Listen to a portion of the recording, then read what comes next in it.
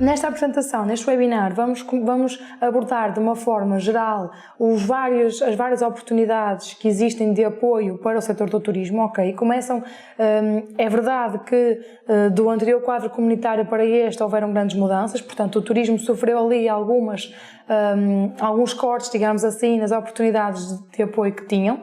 Contudo, tentou-se, ou tem-se vindo a tentar colmatar essas diminuições no âmbito do quadro principal, Portugal 2020, não é? Com outras linhas paralelas, portanto, e como sabemos que existe uma variedade enorme de informação e que existem várias linhas neste momento a decorrer para este setor, tentamos neste webinar fazer aqui um resumo, portanto, daqueles que realmente poderão ser uma possibilidade de apoio a quem queira criar projetos neste setor do turismo, para que pelo menos vocês desta forma fiquem a conhecer as várias possibilidades. É certo que depois para cada uma delas existem critérios diferentes, possibilidades diferentes, e aí nós podemos dar-vos uma grande ajuda nesse enquadramento, mas pelo menos aqui ficarão a conhecer de uma forma geral as possibilidades, não é? E se realmente já podem ou não excluir algumas daquelas que são as vossas prioridades de investimento, ok? Portanto, o meu nome é Telma Sousa, como já devem ter percebido, sou eu que vou estar convosco neste bocadinho de tempo, e vamos então, de uma forma geral, abordar então as seguintes linhas. Portanto, primeiro fazer aqui um bocadinho de enquadramento, não é? Que já o estive a fazer também. Como linha principal, vou falar da linha de apoio à qualificação da oferta, que é uma linha mesmo criada pelo Turismo de Portugal, portanto, pela entidade máxima que gera este setor. Depois do fundo que é relativamente recente, do IFRU 2020, ok? Portanto, é também um apoio importante. Depois, ainda uma linha dentro do Portugal 2020 que tem o setor do turismo em consideração, portanto poderá também ser uma possibilidade. Depois, o sistema de incentivos ao empreendedorismo e ao emprego, conhecido como SI2E, que também é um apoio relativamente recente dentro também do Portugal 2020, se bem que de uma forma um bocadinho diferente, mas que também permite aqui a abordagem ao turismo. E depois, no final aqui, abordar só de uma forma muito sucinta, muito só a título mesmo indicativo, duas linhas de financiamento, que são a linha Capitalizar e a linha ADN Startup. A ADN Startup é ainda muito recente, portanto, ainda estamos numa fase também de exploração da própria linha, mas ambas são interessantes porque são muito abrangentes nas atividades que se podem inserir e, sendo o turismo uma delas, achamos por bem também mencionar essas duas linhas. Portanto, porque o turismo, não é? Porque se olharmos para a indústria também existem vários apoios que podem portanto, apoiar projetos no âmbito da indústria, mas o turismo é facto que tem crescido bastante, portanto existe só aqui a título de curiosidade alguns dados, não é? Que o turismo em Portugal cresce cerca de 3 vezes mais do que no resto do mundo, portanto, e é por isso um setor que se deve continuar a investir. A previsão é de que até 2020 o número de turistas em Portugal cresça até cerca de 4 milhões, portanto aqui um crescimento abundante e a oferta deverá acompanhar esta procura, não é? Para que Portugal não fique mal visto, digamos assim. Depois, as regiões do Porto e Norte são também as que apresentam maiores índices de crescimento, com cerca de 17% de crescimento no que diz respeito às dormidas externas, portanto, dos estrangeiros. E depois, comparado aqui com o nosso país vizinho, aqui com Espanha, Portugal tem um crescimento de aproximadamente 3 vezes mais, ou seja, portanto, é realmente um setor que continua em franco crescimento. Se irá estagnar ou não é sabido agora. A ideia é que, já que está a crescer, vamos aproveitar e vamos tentar criar realmente valor neste setor. Como primeira linha, então, mencionei aqui a falar da linha de qualificação da oferta. São elegíveis a só atividades ligadas ao turismo, não é? Que, como o próprio nome também indica, ok? E, portanto, aqui de uma forma muito geral são elegíveis estes CAIs. Portanto, qualquer projeto ou entidade que não tenha na sua atividade nenhum dos CAIs que estão aqui descritos, portanto, este 551, este 55202, 55300, 561 e 563, o 771, o 79 e atividades desenvolvidas por animação turística, nomeadamente o 93192, o 93210, o 93292, 93293 e 93294. Portanto, eu estou a dizer isto de forma muito rápida porque vocês depois vão ter acesso a estes slides todos e conseguem ver isto de forma mais pormenorizada. Mas a ideia é transmitir-vos de que se a vossa empresa ou a vossa entidade, ou se for mesmo como empresário numa individual, não tiver na vossa atividade nenhuma destas atividades, já estão automaticamente excluídos desta linha, ok? Portanto, isto é logo o primeiro ponto de que têm sempre que estar inseridos numa destas atividades, ok? Depois, falar-vos um bocadinho desta linha, portanto, que condições é que lhes está diretamente associada, portanto, o montante, isto é uma linha de crédito, não é? Cedida em parceria com as entidades bancárias e o Turismo de Portugal e tem algumas mais-valias, como vamos aqui perceber. A primeira condição é de que o montante de financiamento nunca poderá exceder 75% do investimento elegível. Portanto, vocês têm que elencar tudo aquilo que são investimentos que pretendem fazer, verificarmos se são despesas que eles consideram como elegíveis ou não e depois contem sempre com um financiamento que não irá nunca acima dos 75% daquilo que for considerado como investimento elegível, ok? Portanto, é este o teto máximo que conseguirão de empréstimo. Depois, dentro deste 75%, o próprio empréstimo é dividido, portanto, ele não é cedido por apenas uma entidade. Ele é cedido através de uma instituição de crédito, portanto, de um banco e do Turismo de Portugal.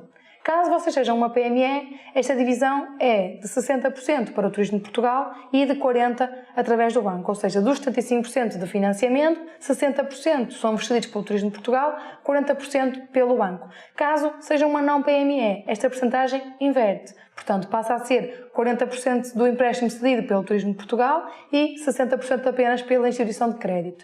Quando é que isto se torna ainda mais atrativo? Quando se tratam de projetos especiais. Porquê?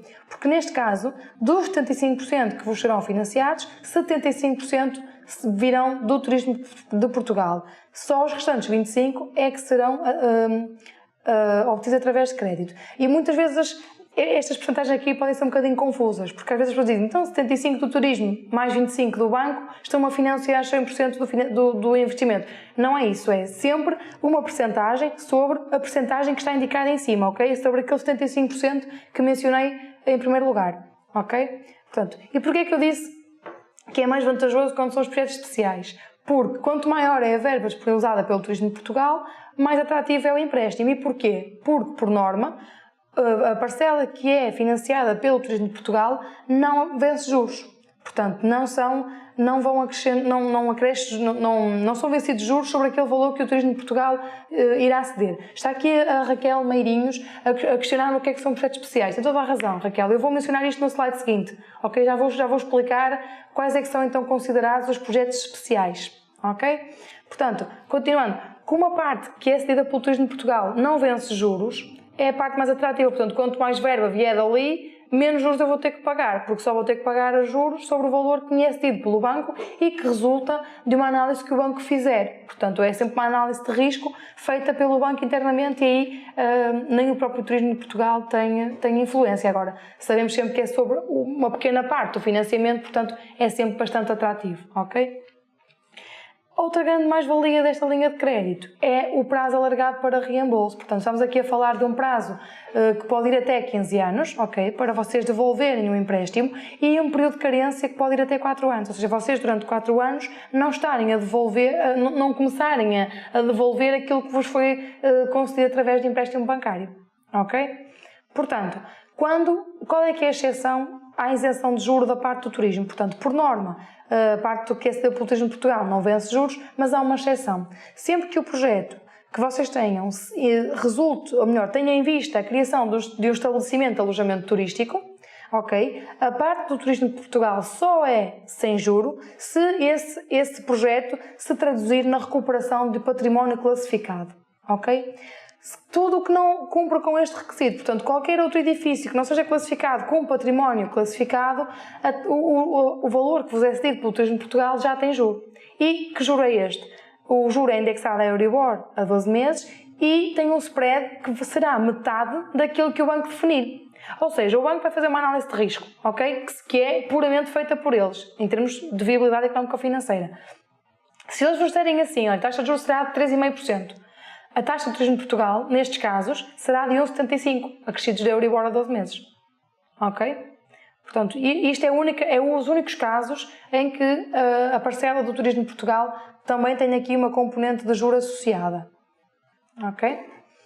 O Jorge Nogueira está-me aqui a questionar se as zonas ARU são património classificado. São coisas completamente distintas, Jorge.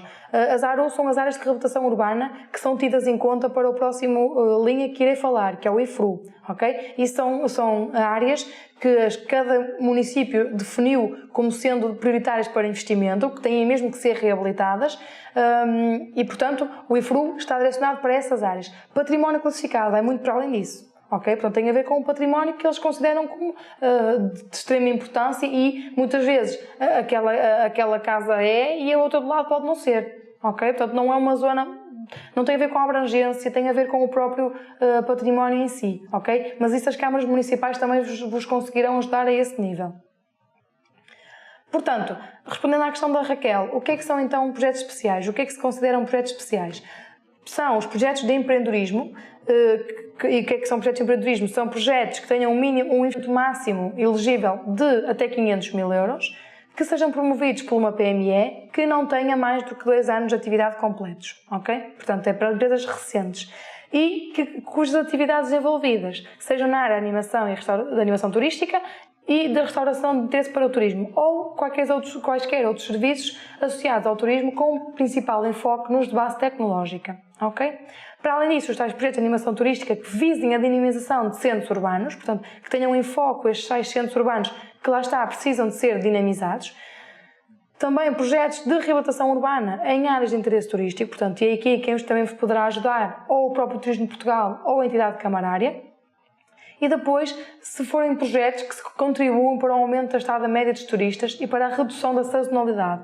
Ou seja, é realmente uma das prioridades do Turismo de Portugal até 2020 que se aumente o número médio que os turistas passam no nosso país e também que não venham só em determinadas alturas do ano, ok? Que comece a ser mais uniforme esta distribuição. Portanto, se criam projetos que visam diminuir estas diferenças sazonais, é para aí que se vão, esses são projetos também projetos especiais. São também aqueles projetos que se traduzem como demonstradores e diferenciadores ao nível da sustentabilidade ambiental e energética, ok? Portanto, que tenham sempre em vista esta vertente que cada vez mais tem ganho demasiada importância no nosso país, ok? No mundo, mas também aqui inclusive ao nível dos apoios comunitários.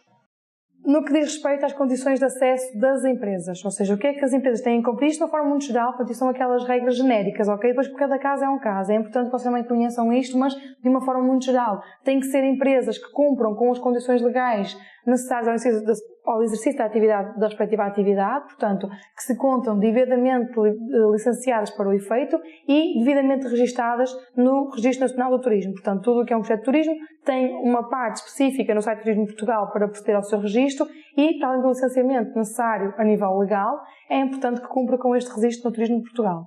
Depois, tem que ser uma empresa que esteja equilibrada do ponto de vista económico-financeiro, e isto é medido através de um rácio de autonomia financeira, ok? E que tenham situação líquida positiva, naturalmente. Depois, tem que ser empresas que não tenham dívidas às finanças e à segurança social nem ao Turismo de Portugal, ok? Isto também é fundamental. Tem que ser empresas que não tenham salários em atrasos e que evidenciem essa situação. E também empresas que não estejam sujeitas a uma injeção de recuperação ainda por decidir, ok? Que ainda esteja pendente.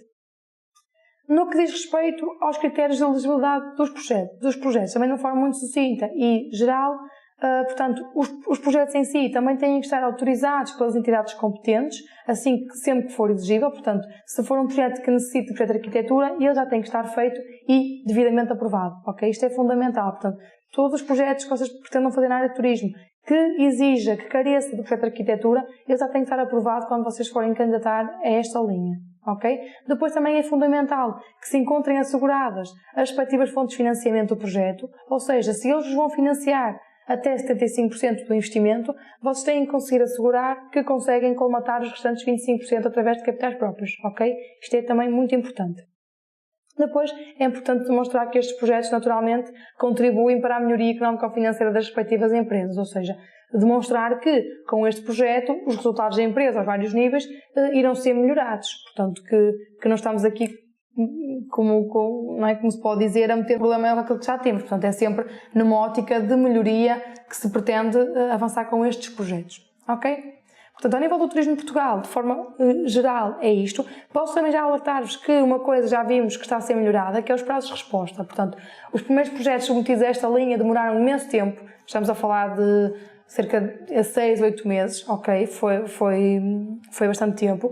Os últimos projetos submetidos já estão a ser bastante rápidos. Para terem uma ideia, um projeto submetido há cerca de 1 mês e meio já está no Turismo de Portugal, portanto já recebemos pedidos de esclarecimentos do Turismo de Portugal, portanto já passou a parte do banco, o que é ótimo. Portanto, à partida, eles irão cumprir neste caso com os 60 dias a que se propõe, 60 dias úteis, o que é bastante bom, ok? Portanto, em termos de timings de resposta, é bastante positivo. Este IFRU, portanto, o que é isto? Este novo instrumento financeiro de reabilitação e revitalização urbanas. Portanto, o IFRU já se fala há bastante tempo, já desde o início do ano passado que se fala nele, mas ele só entrou em vigor efetivamente em outubro de 2017. Ok? As coisas têm corrido bastante bem, ao feedback que temos tido. Os bancos têm sido bastante rápidos. O presidente do IFRU está a fazer um trabalho de divulgação muito interessante.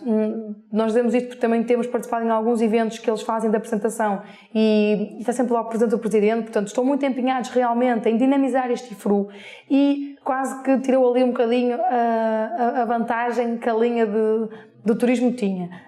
Se bem que são diferentes, porque o IFRU não é só para o turismo, ok? O turismo é só uma dos setores passíveis de financiamento. E porquê? Portanto, o que é este IFRU e a quem é que se destina? O IFRU é também um empréstimo bancário, ok? Se bem que com condições muito mais vantajosas que aquelas que se encontram atualmente no mercado. E visa a reabilitação integral de edifícios que sejam destinados à habitação ou a qualquer atividade económica. Portanto, isto aqui é que é uma grande novidade, não é só para o turismo, mas também para a questão de, se for mesmo para uma habitação própria, eu posso perfeitamente recorrer ao IFRU para isso, desde que a minha habitação, desde que o meu projeto cumpra com os requisitos previstos.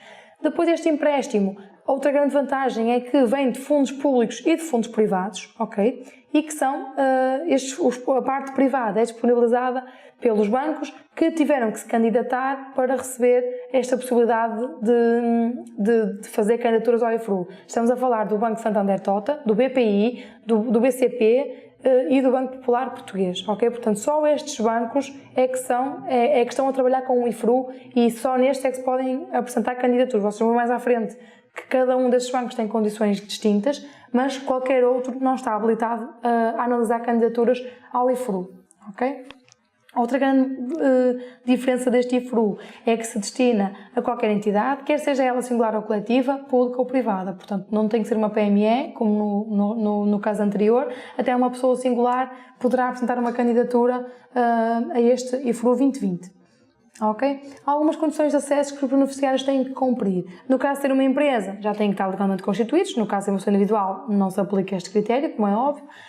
Também não podem ter dívida à segurança social e às finanças. Têm que estar devidamente licenciados para exercer a atividade a que se propõe. Ok? Isto também é fundamental. Têm que demonstrar que possuem os meios técnicos, físicos e financeiros necessários à execução da operação. Portanto, que demonstrem ter capacidade para, imagina se vou criar um projeto de turismo, não é? Portanto, que é o foco, e se eu vou ter ali 15 ou 20 quartos, eu tenho que demonstrar que vou ter, por exemplo, pessoas que assegurem a limpeza do espaço, a manutenção, a recepção das pessoas, portanto, ou então se não forem pessoas, tecnologias que me permitam fazer esta gestão, por exemplo, das reservas, de forma segura e sem comprometer a viabilidade do negócio, que isso é que é fundamental. Depois, não podem ter qualquer dívidas no fundos europeus, portanto, ter a situação regularizada em matéria de reposições perante os fundos estruturais europeus ao investimento. Não podem também, no caso de serem empresas, terem salários em atraso e, muito importante também é, como este IFRU se destina sempre à reabilitação de um espaço, portanto estamos a falar de reabilitação urbana, aqui vocês têm que demonstrar que se têm algum título de propriedade sobre o espaço e que vos permita fazer a intervenção que se propõem. Por exemplo, pode ser um contrato de arrendamento, desde que o contrato de arrendamento preveja que vocês, enquanto arrendatários, podem de facto fazer e as intervenções a que se propõem e que têm autorização para isso do próprio proprietário. Ok? Portanto, e então que operações é que podem ser aqui financiadas pelo IFRU 2020? Portanto, estamos aqui a falar sempre, quando se tratam de edifícios, da sua realização integral. Os edifícios têm sempre que ter idade igual ou superior a 30 anos ou, se tiverem idade inferior, têm que demonstrar ter um nível de conservação igual ou inferior a 2. E quem é que faz esta análise? Esta análise é feita pela Câmara, ou seja, sempre que vocês se queiram candidatar ao IFRU, o primeiro passo é ir à Câmara Municipal da região onde se insere o imóvel, o espaço, e pedir um parecer de enquadramento prévio. Portanto, nunca podem avançar para uma candidatura ao IFRU sem passar por este primeiro passo, que é realmente terem o parecer prévio da Câmara, que vai verificar, primeiro, se vocês estão na área geográfica da aplicação do IFRU e depois lá está a idade do imóvel e qual é o estado de conservação do mesmo. Ok? Portanto, isto é fundamental que vocês façam sempre esta abordagem à Câmara. Okay? É mesmo uma declaração, um formulário que eles têm específico para vos conseguir responder a esta situação. Também é possível tratar-se da reabilitação de espaços e unidades industriais abandonadas, que podem incluir a construção e a reabilitação de edifícios e de espaço público. Okay? Ou seja, aqui também é possível que o projeto incida sobre esta vertente. Depois, é também importante, é também passível do financiamento as intervenções em edifícios de habitação social que sejam alvo de reabilitação integral, ou seja, desde que se reabilite o edifício na sua totalidade. Okay? Depois, é também financiada a execução de medidas de eficiência energética complementares às intervenções de reabilitação urbana. Portanto, tudo o que sejam obras de reabilitação de um imóvel podem ser anexados também investimentos que promovam a eficiência energética dos edifícios a reabilitar. Ok? Portanto, mais uma vez aqui para reforçar, os edifícios reabilitados podem destinar-se a qualquer uso, nomeadamente a habitação, atividades económicas e equipamentos de utilização coletiva. Portanto, aqui eles não são seletivos. O turismo, estamos a falar no IFRU porque o turismo é passível de financiamento a este nível, mas não é exclusivo, ok? Dá também para outras atividades. Portanto, em termos de área geográfica de aplicação, que como já vimos é bastante importante nesta questão do IFRU, e vem um bocadinho de encontro à pergunta que o Jorge Nogueira fez há pouquinho, desta questão das ARU. Portanto, as operações só podem ser financiadas pelo IFRU se se situarem nestas áreas e nas seguintes condições. Portanto, caso o edifício se destine à habitação, eles têm que estar inseridos no PARU. O PARU é o Plano de Ação de Regeneração Urbana, ok? Portanto, e o que é normalmente este PARU está dentro da ARU, portanto, é uma área mais prioritária ainda, que pode ser ou não do mesmo tamanho da ARU, ok? Portanto, a ARU é um bocadinho mais abrangente, o PARU é um bocadinho mais pequenino. Portanto, se o edifício que vocês pretendem reabilitar se destinar à habitação e não estiver só a título de curiosidade, porque para turismo ele pode estar apenas na ARU, mas a título de curiosidade, se for para a habitação e ele não estiver na PARU, já não é elegível, ok? Para projetos de turismo, pode ser que eles têm que estar apenas na ARU, nas designadas Área de Reabilitação Urbana. E aqui, mais uma vez, quem vos dá este parecer é a Câmara Municipal. No plano de ação integrado, para além disso, se a operação incidir numa fração privada inserida num edifício de habitação social, ele tem que estar inserido no plano de ação integrado para as comunidades desfavorecidas, este PAICD. E vocês dizem assim, mas então, se eu tiver uma fração privada inserida numa habitação social, eu posso reabilitá-lo de forma isolada? Não. Ou seja, imagina, as habitações sociais, muitas vezes o proprietário pode adquirir o imóvel. Ok? Mas só pode concorrer ao IFRU se houver um projeto para a reabilitação integral do imóvel e eu, como sou proprietário daquela fração, quero também aproveitar para reabilitar essa mesma fração. Ok? Só neste caso é que é possível, dentro de um edifício completo, abranger apenas uma vertente. Portanto, como é que funciona o financiamento? Como é que é isto do financiamento no âmbito do IFRU? Portanto, os 4 bancos protocolados são o Santander, o BPI, o Milênio BCP e o Popular, ok? Portanto, e para cada um deles tem dotações orçamentais diferentes e também condições diferentes a cumprir, ok? Portanto, o Santander é aquele que tem uma dotação orçamental maior e, portanto, até estão aqui apresentados por ordem de dotação. Portanto, outra grande diferença, o que é isto da proporção do empréstimo entre a parte pública e a parte do banco? Ou seja, em 2 casos que vocês veem aqui, nomeadamente o BPI e o Popular, a parte que é cedida pelo banco é igual à parte que é cedida pelo fundo público. Ou seja, é 50-50. Metade do empréstimo é cedido pelo fundo público, metade do empréstimo é cedido pelo fundo privado. No Santander e no Milênio já não é bem assim. Há sempre uma maior componente fornecida pelo banco, ok? Não é muito grande, como vocês veem, Mas para terem uma ideia como é que isto se lê, na casa do Santander, por cada euro que me é emprestado pelo fundo público, 1,15€ é-me emprestado pelo banco, ok? Portanto, e no Milênio BCP é 1,13€. Ou seja, vai haver sempre ali uma maior verba disponibilizada pelo banco do que pelo IFRU, ok? A nível de spread, por norma, são também muito mais vantajosos do que aqueles que vocês forem ao mercado, independentemente de estarem ao abrir do IFRU ou não, ok? No Santander está já definido que é menos 1% face ao spread médio de uma operação equiparada, portanto, se eles tivessem lá um projeto de turismo semelhante ao vosso, iriam ver qual é que era o spread a aplicar mediante o risco normal do negócio e depois, por estarem no âmbito do IFRU, iriam sempre reduzir 1% a esse spread praticado. No BPI, eles não dão essa indicação, portanto, não é pública, vai ser sempre em função da avaliação do risco daquele projeto. No BCP é muito parecido com o Santander, mas aqui eles descem 2% face ao spread médio de uma operação equiparada e no Popular também é em função do risco associado à operação. O montante máximo de investimento é transversal a todos os bancos, portanto, cada projeto não pode ter um montante de investimento elegível superior a 200 mil euros, ok? Desculpa, a 20 milhões de euros, portanto, é esse o montante máximo de investimento por cada projeto. E, em maior parte dos casos, é também o montante máximo de financiamento. Ou seja, no caso do Santander, do BPI e do Popular, os bancos financiam até 100% do valor do investimento. Esta é outra grande vantagem do IFRU face ao Turismo de Portugal, porque o Turismo de Portugal eles têm sempre que ter 25% de capitais próprios. Aqui o IFRU dá a possibilidade de financiar até 70%, ok? À exceção do Milênio BCP, que colocou aqui um montante máximo de financiamento de até 90% do valor do investimento. Portanto, aqui o promotor tem sempre que se comprometer a suportar 10% do valor do investimento por capitais próprios. Para além disso, podem também ser definidos mínimos de investimento. No caso do Santander e do Popular não existem mínimos de investimento, portanto são aceitos quaisquer projetos. No caso do BPI há uma distinção ainda entre caso seja um projeto apresentado por um particular ou por uma empresa. Se for o caso de um particular, o projeto tem que ser superior a 15 mil euros, no caso de uma empresa, superior a 200 mil. Okay? No caso do Milênio, todos os projetos têm que ter no mínimo um investimento de 100 mil euros. Okay? No que diz respeito ao prazo de maturidade do projeto, ou seja, o prazo máximo que a operação pode ter para reembolso. Isto é outra grande vantagem do IFRU, comparado com a linha de qualificação da oferta, consegue ser ainda mais vantajoso. Porquê?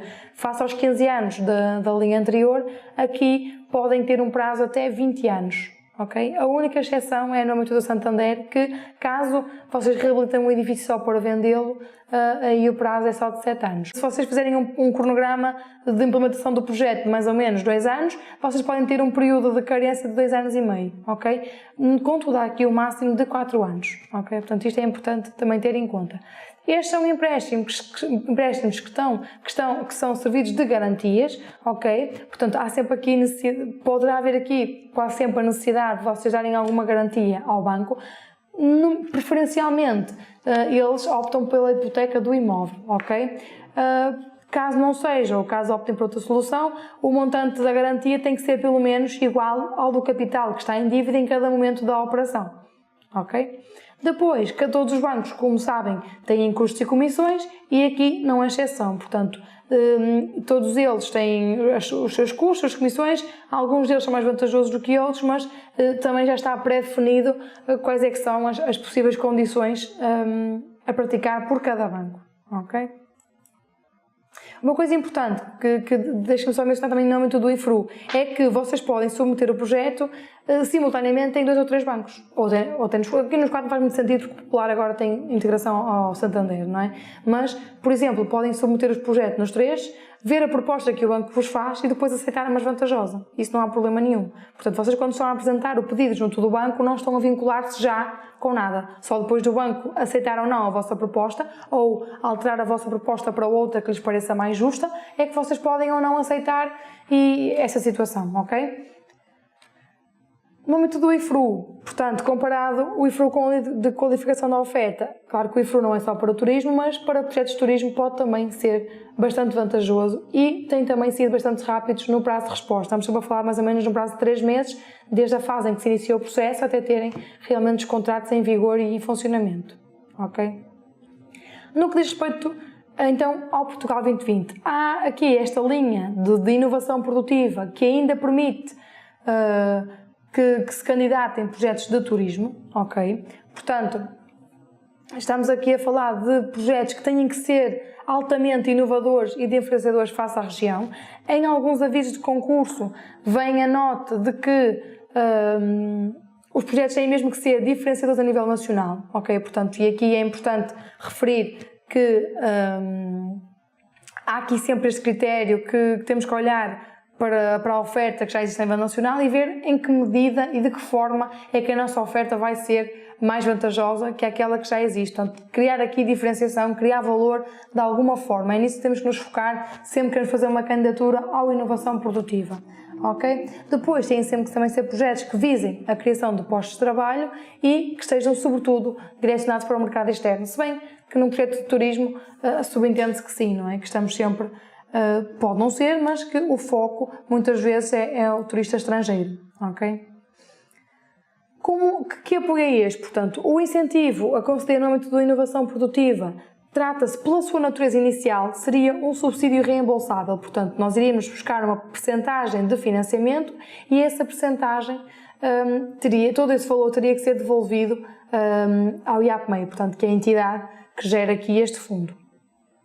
Como é que seriam devolvidos estes fundos? Sem juros, portanto não há aqui qualquer componente de juros associada e com um prazo de operação de 10 anos. 3 anos são de carência e 7 anos para reembolso. Isto exclusivamente para os projetos de turismo, ok? Para outras linhas este prazo não é exatamente este, mas para projetos de turismo, portanto, 10 anos prazo total, ok?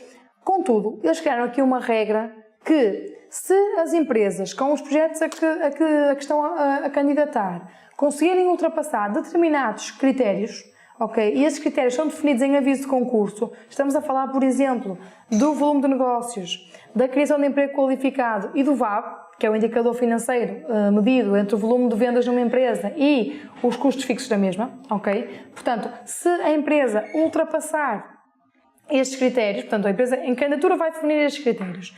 Se em sede de encerramento do projeto os ultrapassar, converte metade do incentivo que lhe é fornecido em fundo perdido. Ok? Portanto, da percentagem global que ficou definida em candidatura, eles vão emprestar o dinheiro todo, mas depois só têm que devolver metade. Ok? E sem juro. Portanto, esta é a grande vantagem aqui do inovação produtiva. Depois, que taxas de apoio estaríamos aqui a falar? A taxa base, isto é importante referir-vos, e há aqui uma grande diferença entre a inovação produtiva e as outras duas linhas que já falei anteriormente.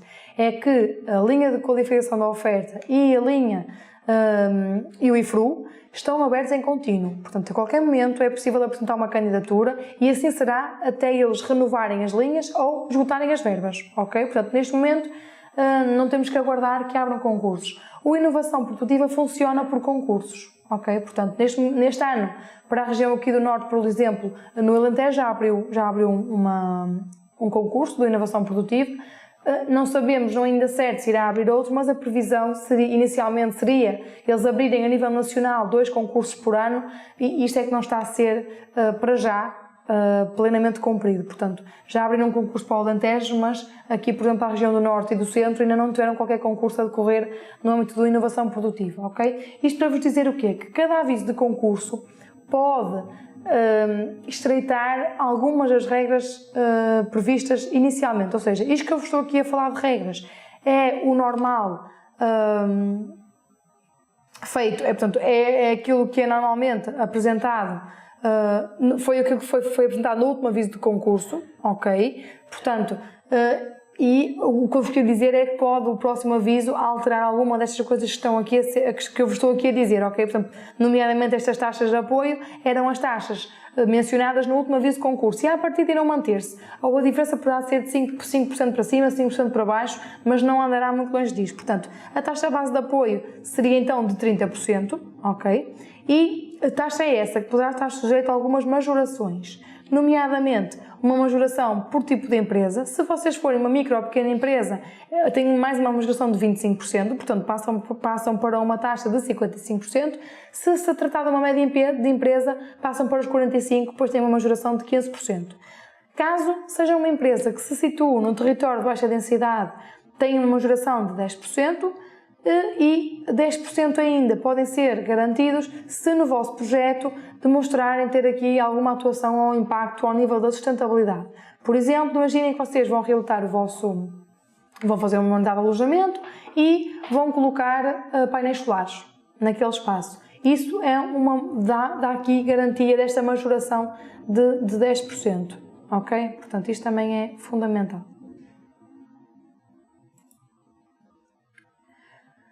Depois, dentro da inovação produtiva, ou melhor, dentro do Portugal 2020, existe aqui uma medida muito semelhante à inovação produtiva, mas com condições diferentes no caso das empresas terem menos de 2 anos, ok? E o que é que acontece? Enquanto na inovação, pelas contas que fizemos atrás, as empresas poderiam ter aqui algumas delas, imagine que não se situassem em territórios de baixa densidade, estaríamos aqui a falar de uma taxa de apoio de 65%. Contudo, o limite máximo para a inovação produtiva é de 70%, ou seja, nenhuma empresa pode ultrapassar os 70% da taxa.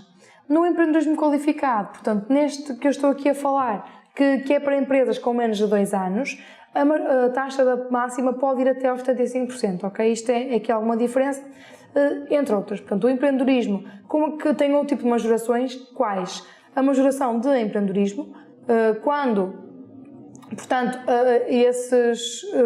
os projetos são, portanto, se inserem em alguns CAIs que eles aqui definem como projetos ligados ao empreendedorismo qualificado e criativo, ok? Portanto, há uma listagem de CAIs que está definida e que dá para ver se realmente a minha atividade se enquadra neste empreendedorismo qualificado e criativo ou não. E depois estamos aqui a falar de empreendedorismo jovem ou feminino, mais 10%. O empreendedorismo feminino é definido quando a empresa é detida em mais de 50% por uma mulher, por uma pessoa do sexo feminino, e que essa participação dure pelo menos 2 anos após a conclusão do projeto. O empreendedorismo jovem é quando o promotor tem uma idade compreendida entre os 18 e os 35 anos, que detenha também uma percentagem de pelo menos 50% da cota da empresa e que essa participação também se mantenha durante pelo menos 2 anos após a conclusão do investimento. Ok? E lá está, com esta taxa máxima de 75% de apoio. Outra linha que vou ainda abordar é o SI2E, portanto, o Sistema de Incentivos ao Empreendedorismo e ao Emprego, que também está para projetos de turismo, ok? Salvo raras exceções, ou seja, este SI2E é muito abrangente, portanto, o que ele tem como foco é apoiar projetos de criação ou expansão de micro e pequenas empresas, portanto, só uma micro e pequena empresa é que se pode candidatar, uma média está automaticamente excluída, e é importantíssimo que tenha o investimento, que realize investimento e que crie pós-trabalho. Portanto, é fundamental que se faça isso. Depois, é também um apoio que se destina a apoiar projetos que tenham em vista a criação de pós-trabalho, ou seja, o que é que isto acontece? Um projeto pode ter em vista investimento e o pós-trabalho vir por acréscimo. Ou então um projeto que tenha em vista a criação de pós-trabalho, porque houve investimento associado, ok? Portanto, e já vão perceber porque há aqui 2 linhas dentro deste SI2E que faz perceber esta diferença. E depois, lá está, destinam-se também a projetos ligados ao turismo, desde que sejam em avisos que não excluam atividades de turismo, ok? Deixa-me só responder aqui à questão que a Raquel Meirinhos me colocou. Se o empreendedorismo jovem e feminino são condições cumulativas para se ter acesso à majoração de 10%. É assim, Raquel, basta uma coisa ou outra. Portanto, se for uma mulher, portanto, tem 10% de apoio. Ok? Se for uma mulher com menos de 35 anos, tem 10% na mesma, ok? Portanto, não é 10 mais 10, ok? Mas basta que cumpra uma, ou é empreendedorismo jovem, ou empreendedorismo feminino. Se for os dois, tem na mesma só 10% de majoração, ok? Pronto. Aqui no âmbito do SI2E, só para esclarecer porque é que falamos aqui desta exclusão, por exemplo, à área metropolitana do Porto, só para enquadrar. O SI2E, ele não abre a nível nacional, portanto, ele não é igual de norte a sul do país.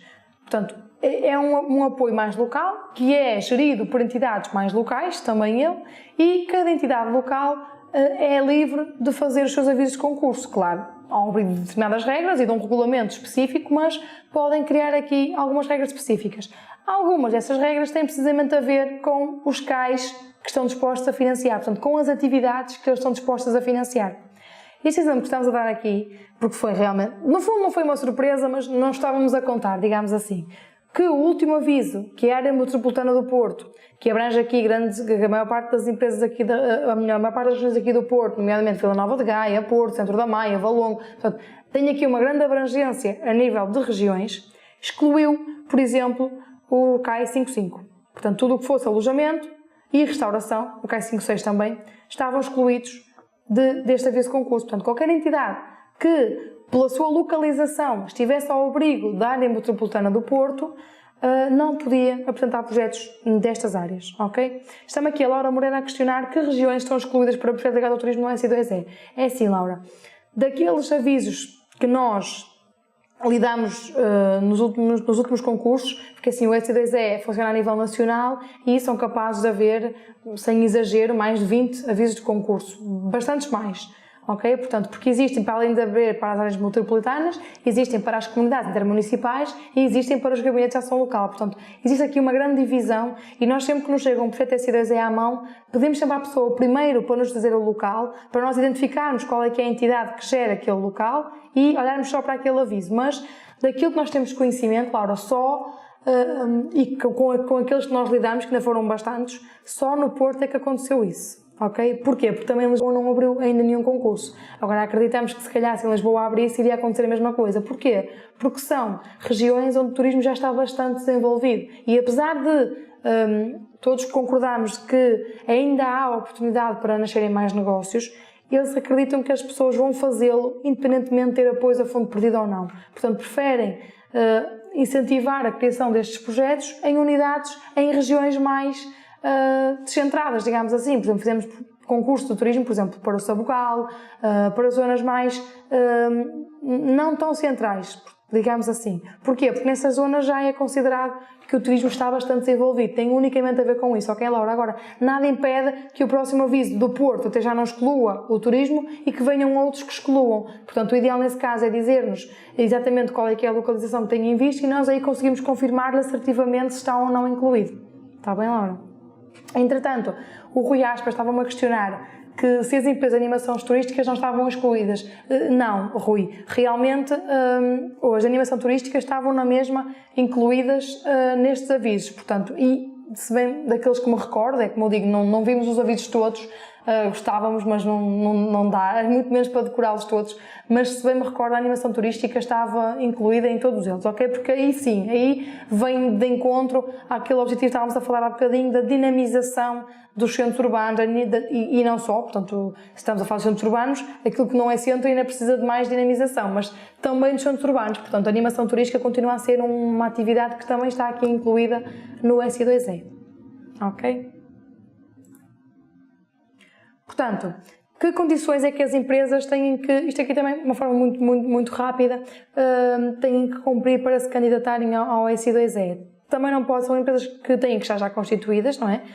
Não podem ter dívidas à Segurança Social e às finanças, têm também que poder exercer legalmente a atividade a que se propõe no território que se está a propor, ou seja, como nós portanto, cada programa operacional tem determinadas condições, não é? Portanto, como estávamos a dizer, cada um deles tem as suas regras concretas e, portanto, têm que estar devidamente licenciados de acordo com aquilo que é exigido naquele aviso de concurso. Depois também não é possível que tenham apresentado a mesma candidatura que estão a propor apresentar ao S2E desde que ela não esteja ainda decidida, portanto, se ainda estiver a decorrer o processo de decisão ou que em caso de ter vindo a decisão e ter sido aprovada, vocês não tenham desistido, portanto, caso já tenham feito uma candidatura, têm que ou aguardar pela decisão e no caso de ser positiva, desistida do processo.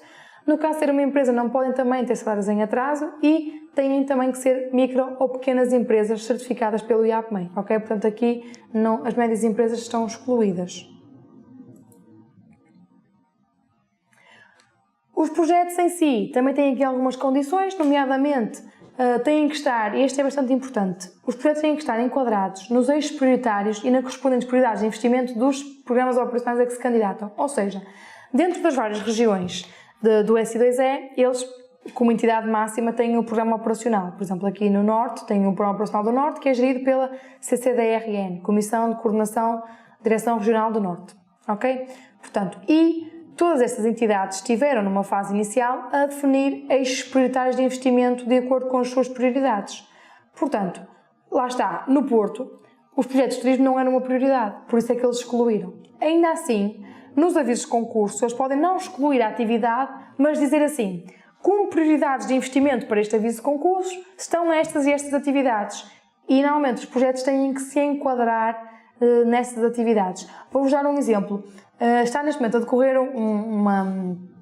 um aviso do SI2E para o Alto Minho, portanto, para regiões que se situem no Alto Minho. E, nesse aviso, eles definiram como prioridades de investimento os operadores turísticos, as agências de viagens e atividades de animação turística. Portanto, só entidades que tenham como foco só empresas que tenham como foco estas atividades é que se podem candidatar àquele concurso. Ou seja, não foram por uma ótica de exclusão, foram por uma ótica de que é este o nosso objetivo, portanto, só isto é que nós vamos financiar. Já deixaram bem claro que vão abrir um outro concurso para outras zonas, mas pelo menos este já sabemos que é só para aquilo, ok? E isto os avisos podem fazer, de acordo com esta condição de acesso, ok? Depois, o próprio projeto em si tem que, lá está, incidir sobre o projeto de criação, expansão ou modernização de uma empresa e esse projeto tem também que contribuir para a diferenciação da oferta de bens e serviços no território onde está inserido ou, pelo menos, da própria empresa. Portanto, se eu faço as coisas de nada forma, com este projeto vou passar a fazer de uma forma muito mais rentável, muito mais interessante, com muito maior criação de valor para o meu cliente. Ok? Depois, tem que ser projetos que conduzam obrigatoriamente à criação líquida de emprego. Ok? Isto é fundamental. Depois, dependendo da localização, têm de ser projetos que tenham um investimento inferior a 100 mil euros ou a 235 mil. E o que é que isto acontece? O SI2E divide-se entre as chamadas GAL, que são os Regimentos de Ação Local, normalmente para regiões menos desenvolvidas. E para que uma empresa se possa candidatar a essa GAL, tem que ter um máximo de investimento elegível de 100 mil euros. Ok? Se o meu investimento for acima de 100 mil euros, tenho que ver a que CIM é que eu estou abrangido, ou seja, a comunidade intermunicipal que neste caso, regula a zona onde eu estou inserido. E aí, nesse caso, o projeto não pode ultrapassar os 235 mil euros. E este é mesmo o máximo, portanto, não há depois um acima dos 235 mil, não. Todos os projetos que se pretendam candidatar ao SI2E têm esta condicionante de que não podem ter um investimento superior a estes 235 mil euros, ok? Depois, outra condicionante é que o período de investimento do projeto não pode ultrapassar os 18 meses, ok? Portanto, eu tenho que definir um cronograma para as operações e esse cronograma não pode ser superior a 18 meses, ok? Portanto, eu tenho que conseguir neste período realizar todos os investimentos a que me proponho. Portanto, e que apoio é que eu posso ter aqui no SI2E? E aqui é que há uma grande diferença entre todos os outros. Portanto, o SI2E divide-se em duas linhas. A linha do Fundo FEDER e a linha do Fundo FSE. O FEDER financia despesas relacionadas com investimento, enquanto que o FSE financia despesas relacionadas com recursos humanos. Okay? E aqui esta é uma grande novidade porque todos os outros não financiam este tipo de despesas com recursos humanos. O SI2E é o único que permite esta situação. Okay? E o mesmo projeto pode beneficiar das duas situações, portanto, fazer uma candidatura ao FEDER para investimento e ao FSE para contratações ou apenas de uma. Ou seja, imaginem quando fazem uma candidatura à inovação produtiva para determinado investimento. Podem depois fazer uma candidatura ao FSE com base nesse investimento. Dizer assim, por exemplo, eu vou criar uma unidade de alojamento, fiz um investimento na ordem dos 500 mil euros, candidatei isso à inovação produtiva do Portugal 2020 e agora preciso de recursos humanos que me permitam dar resposta ao negócio que eu estou a criar, assegurar que tenho os recursos humanos necessários para este negócio e fazer uma candidatura, por exemplo, só ao FSE. Isso é possível, desde que lá está, haja sempre um investimento associado. Aquilo que eu estava a falar há bocadinho, de que eu posso contratar pessoas em virtude do investimento que está associado, ou então fazer investimento porque quero contratar pessoas. Ok? Pronto. Outra condição importante é que eu não preciso fazer as candidaturas no mesmo momento. Imaginem que eu até vou fazer uma candidatura ao investimento e às contratações, ambas no SI2E. Mas, na altura, como fui candidatar, até achei que não encontrava ninguém que cumprisse com os critérios para ser elegível no âmbito do FSE e, portanto, só me candidatei ao investimento, FEDER. posso perfeitamente, passados num concurso seguinte, candidatar-me ao FSE, ok? Isso é possível de se fazer a candidatura aos 2 fundos para o mesmo processo em momentos distintos, ok? Também são diferentes os apoios fornecidos no âmbito do FEDER do que no âmbito do FSE. Então, quais é que são as diferenças? No âmbito do FEDER, eles lá está, financiam investimento. Portanto, numa percentagem sobre aquilo que é o designado investimento elegível. Para os projetos que se localizem em territórios de baixa densidade, e estes territórios, volto a dizer que estão já definidos, portanto, há uma portaria que define quais é que são os territórios de baixa densidade e quais os que não são. Para os que são, a taxa base de apoio é de 40% e para os que não são, a taxa base é de 30%.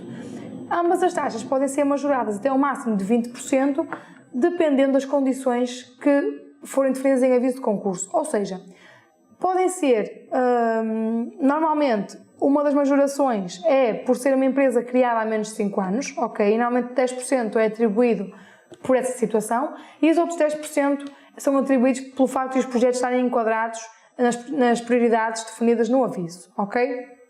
Agora, pode não ser assim tão linear, portanto, pode não ser 10 para uma coisa e 10 para outra, portanto, cada entidade é livre de majorar este 20% como entender, ok? Agora, aquilo que é fixo e que não pode alterar é que se o território for baixa densidade são 40% e posso ter mais 20%, portanto, posso sempre ir até ao máximo de 60%. Se não estiver no território de baixa densidade, posso sempre ir ao máximo de 50%, ok? Isto é sempre certo e sabido. Depois, no âmbito do FSE, portanto, o Fundo Social Europeu, aqui este é para os tais apoios à contratação, ok? E o valor de apoio é fixo, portanto, estamos aqui a falar de um valor mensal correspondente ao valor do IAS. Portanto, o indexante de apoio social, este valor está sempre a mudar, mas neste momento está nos 428,90 €. Ou seja, por cada pessoa que vocês contratem que cumpram com algumas condições, que já vou mencionar quais é que são, portanto, vão ter aqui mensalmente este apoio de 428,90 €. Durante quanto tempo? Se fizerem com a pessoa um contrato sem termo, o apoio os 428,90 € vão ser atribuídos pelo menos durante 9 meses. Se o contrato for com termo, que tem que ser uma duração mínima de 12 meses, aí o período em que vos é atribuído o apoio passam para 3 meses. Estes 9 ou 3 meses podem ser majorados em mais 3 meses por cada uma das seguintes situações, no caso de ser numa GAL, nas tais entidades que gerem para zonas menos favorecidas, ou em 2 meses e meio nos outros territórios, ok? Como é que se conseguem algumas majorações? Se o projeto se localizar no território de baixa densidade, portanto pode ter aqui mais 3 pontos ou 2,5. Se o projeto incidir sobre a criação de uma empresa previsto na linha A, falta aqui um A, qual é que é esta linha A? É os projetos de empresas criados há menos de 5 anos, ok? Portanto, isto aqui dá-me uma majoração de mais 3 ou 2 meses e meio. E depois, caso contratem trabalhadores do género subrepresentado ou qualificados, ou seja, se for uma pessoa que tenha pelo menos nível 6, ou então se for uma pessoa que, por exemplo, um empregado de balcão, recordo-me que o género subrepresentado no empregado de balcão é o homem. Portanto, se vocês forem contratar uma pessoa do sexo masculino para empregado de balcão, podem também ter aqui uma majoração de 3 ou 2 meses e meio. Se bem que nunca poderão ter as 3, ou seja, têm aqui esta salvaguarda de que as majorações não podem ultrapassar os 6 meses. Portanto, na melhor das hipóteses, vocês têm 9 meses mais 6, portanto 15 meses é o cenário melhor para a obtenção destes 428,90 € por cada pessoa que cumpra com determinados critérios. E que critérios são esses? Têm que ser pessoas desempregadas inscritas no centro de emprego há pelo menos 6 meses, ok? Se nada mais disser. Ou então, jovens que estejam à procura do primeiro emprego e que estejam inscritos no centro de emprego há pelo menos 2 meses. Ok? Portanto, ou então, que sejam vocês, enquanto promotores, que estejam a criar o vosso próprio emprego. Portanto, se estiverem numa destas 3 situações, podem, de facto, candidatar-se a obter este fundo de apoio à contratação. Ok? Por último, eu disse que ia mencionar aqui 2 linhas de financiamento que, não sendo exclusivas para o turismo, incluem o turismo, ok? E, portanto, achámos por bem mencionar de uma forma muito superficial essas 2 linhas. Uma delas é a linha ADN Startup. Esta linha é mesmo muito recente, portanto, ainda não a decorrer ações de divulgação, foi divulgada há muito pouco tempo. É uma linha em que intervém a entidade bancária, a Sociedade Portuguesa de Garantia Mútua e o IAPMEI. Portanto, e qual é que a quem é que se destina então esta linha? E aqui tem uma grande vantagem também. Portanto, é uma linha de crédito destinada a microempresas com menos de 4 anos de existência ou a pessoas de nome individual que se proponham criar um negócio. E porquê que é muito importante esta linha? Nós somos diariamente, muitas pessoas nos contratam porque querem criar o seu próprio negócio em algumas áreas e quando não estão desempregadas torna-se difícil de enquadrar, porque se não cumprirem com todos os outros critérios destas linhas que estivemos a falar, pode ser difícil ou então pode não ser tão atrativo avançar com um negócio. Esta linha ADN Startup dá não só para empresas já criadas, como para pessoas individuais, portanto que só terão que criar a empresa depois de terem o projeto aprovado, ok? Quem diz criar a empresa diz iniciar a atividade, portanto também é possível serem como empresário em nome individual. Depois, aqui há algumas limitações, portanto por cada empresa, entenda-se empresa ou pessoa individual, o montante máximo de financiamento é de 50 mil euros ou poderá ir até aos 100 mil euros no caso em que o investimento a realizar seja superior aos 150 mil euros. Ok? Portanto, 50 mil até 50 mil se o projeto for até 50 mil euros ou até aos 150, não é? Portanto, neste caso, só se for igual ou superior a 150 mil euros é que o financiamento pode ir até 100 mil euros. Portanto, isto pode não ser tão atrativo. Imaginem que tenham um investimento de 120 mil euros, o montante de financiamento será na mesma de 50 mil. Portanto, aqui pode não ser tão atrativo a esse nível. Depois, já está definido que o prazo destas operações é de 8 anos, portanto, as empresas têm 8 anos para prazo global da operação, prevendo um período de carência de 24 meses. Ou seja, isto, na melhor das hipóteses, as empresas poderão ter 2 anos de carência e 6 anos para devolver o empréstimo concedido. Aqui, uma grande vantagem é que há um spread máximo definido, portanto, de 3,75%. Ou seja, nenhuma entidade bancária vos irá aplicar um spread superior a isto, porque é o spread máximo, portanto, até pode ser menos do que este, mas pelo menos ficam com a salvaguarda de que mais do que isto não poderá ser. A linha capitalizar, aqui mesmo só a título de curiosidade, esta linha se calhar já é conhecida por alguns de vocês, é uma linha que está disponível para qualquer empresa, de qualquer área também, não é? Mas lá está, que o turismo pode ser uma delas. Portanto, empresas já criadas ou até empresas que tenham projetos apoiados pelo Portugal 2020 e que pretendam aqui obter uma ajuda à parte que não é comparticipada. Imaginem que até fazem uma candidatura ao S2E e vão buscar 50% de apoio. Podem obter aqui uma ajuda, por exemplo, para comparticipar uma parte do remanescente, ok? Portanto, é uma linha de crédito destinada a micro, pequenas e médias empresas certificadas pelo IAPMEI e também é uma linha de crédito que lá está para empresas já criadas, que tem taxas de juros bonificadas, depende sempre da análise do banco, mas ficam sempre com esta salvaguarda de que são mais vantajosas do que as linhas normais do mercado e um prazo de carência para reembolso do empréstimo. Em termos de linhas de temáticas, era sobre estas que eu queria incidir. Vamos ter ainda aqui algum espaço para algum tempo, se bem que às 5h30, às 17h30, já está. Está-me aqui o Eduardo Silva a falar da linha valorizar. Portanto, nós não colocamos na nossa apresentação, Eduardo, porque a linha valorizar também poderia estar aqui junto com a linha capitalizar, mas só por uma ótica de ser mais específica, como já falámos na linha de qualificação da oferta, não mencionámos essa, mas a linha valorizar, que está aberta a 30/9, tem também, tal como a capitalizar, tem várias linhas dentro. Uma delas, por exemplo, é as linhas, só que são muito específicas, percebe, Eduardo? Aqui a linha capitalizar é mais abrangente, mas a linha valorizar, por exemplo, uma das linhas, estamos até a fazer portanto, estamos agora a fazer uma candidatura inclusive para uma empresa do Alentejo, vamos agora começar, porque lá está, é para uma dinamização das regiões do interior e realmente o Alentejo está dentro desse paradigma, né? Portanto, desse cenário, e acredito que aí a linha tenha grande enfoque, não é? Portanto, mas poderíamos ter falado nela, é uma questão de, nós temos aqui só 1 hora, podíamos fazer um webinar maior, mas optamos por fazer só assim, e falamos daquelas que têm sido mais faladas e que se consideram importantes. Contudo, também estamos por dentro da linha valorizar, Eduardo, portanto, se tiver alguma dúvida mais específica, pode também colocá-la que nós oportunamente responderemos, está bem? Portanto, o Jorge Nogueira está-me a questionar se são então estas 4 linhas de apoio as principais neste momento. Eu não falei só de 4 linhas, Jorge, eu falei, portanto, em termos de linhas de crédito, sim, foram 4, não é? Portanto, a linha de qualificação da oferta, o IFRU, a linha Startup, a ADN Startup e a linha Capitalizar. É assim, estas são aquelas que estão a ser mais trabalhadas, mas como eu estava agora aqui a falar com o Eduardo, Jorge, existe também, por exemplo, a linha Valorizar, só que são mais específicas, são para coisas mais interiores, de valorização, lá está, de territórios mais específicos. Agora, se tiverem, imagine, Jorge, pode-nos fazer uma apresentação do seu projeto, apresentar-nos em que é que consiste e nós fazemos um enquadramento até vermos se, por exemplo, a linha Valorizar é importante. Não falei de outra linha, por exemplo, dentro do PDR 2020 existe uma linha específica que é a diversificação de atividades na exploração agrícola, que também permite colocar projetos de turismo, por exemplo. Só que para isso tem que ser uma empresa que tenha um projeto agrícola a decorrer, por exemplo. E o turismo venha quase como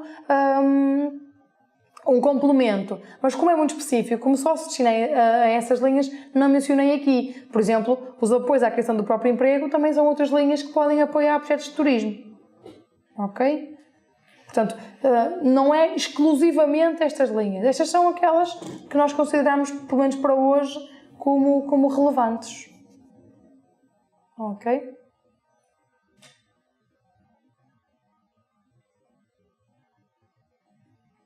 Portanto, eu, entretanto, ainda podem ir colocando algumas dúvidas. Eu, contudo, deixo aqui os meus contactos diretos, ok? Portanto, tenho aqui neste último slide o meu contacto de e-mail e o meu contacto telefónico. Estejam perfeitamente à vontade para colocar alguma dúvida mais concreta ou mesmo para nos apresentarmos o vosso projeto e pedirem-nos um enquadramento mais exato do mesmo. Nós fazemos isso de forma gratuita, portanto, nós não cobramos para responder a essas vossas questões, para vos ajudar a perceber realmente qual é que é a melhor possibilidade, a melhor linha para vos ajudar na concretização do vosso negócio, ok? Portanto, estamos disponíveis para vos ajudar nesse sentido.